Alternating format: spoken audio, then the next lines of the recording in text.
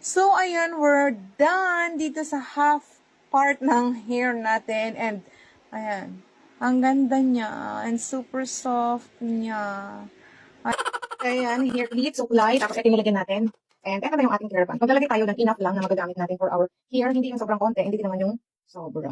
So, siguro ganyan. Dahil pwede naman tayong maglagay ulit pag kulang. And pwede daw pong kamayin, sabi nung nabilihan ko. Kasi wala akong gloves. So, kakamayin natin siya. So, ayan, syempre, before tayo mag-start, kailangan mag-change tayo ng damit natin para ma-protect natin yung dito sa part na to. And para din hindi tayo makasira ng damit, ispiliin natin yung mga luma-luma na, diba? Ito, like ko itong ginagamit pag hair color ako, kaya, ayan, kitang-kita nyo naman yung itsura. And parang medyo ang red-red natin.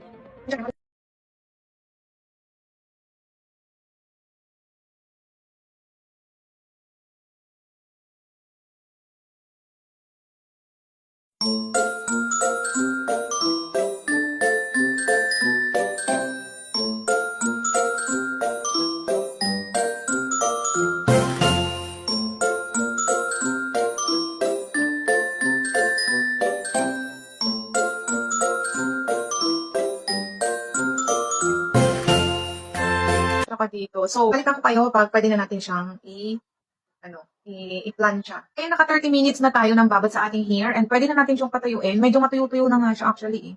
So, mas madali na siya. And nabawasan na rin yung niya. Hindi na siya. So, now, ayan na. Pinatuyo na natin. Sa electric pan lang natin pinatuyo itong hair natin and grabe talaga. Sobrang naiiyak ako. Umiiyak ako. Nakapagdiwa ako ng natin, ng buhok na to. Kayo siguro magtatahay ng product na to.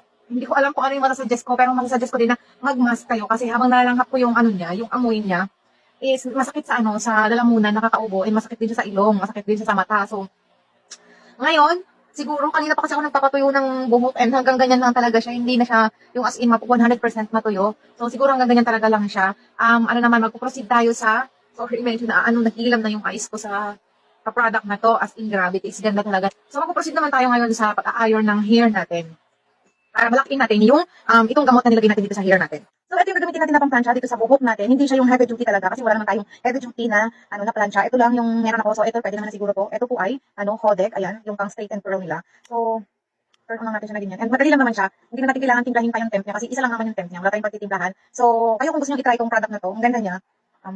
Lalagay ko yung link ng plancha na to sa ating description box din. So, syempre, isa-section natin yung hair natin, pero hindi siguro natin magagawa yung parang paper thin-like na pagpa-plancha ng buhok natin. So, medyo makapal, gano'n ang pagkakataon ko, basta gano'n. Bahala na. Ito na lang, basta ganito. And for all you know, yung sa pagpupit pala ng buhok, ako na din kasi ang gumagawa. Kasi na-damage yung hair ko nung nagpagupit ako sa iba. So, ako na din ang